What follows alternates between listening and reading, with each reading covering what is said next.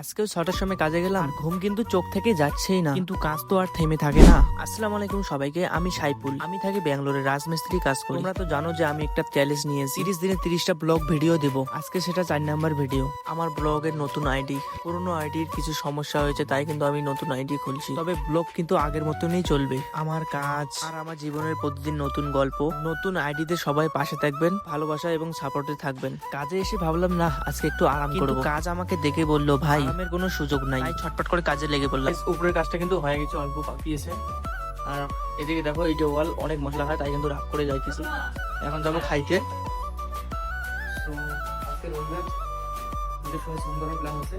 আর এদিকে দেখো বালা সেজে গেছে, মশলা সেজে গেছে, তাদের কিন্তু তোমার বালা হয়ে লাগছে।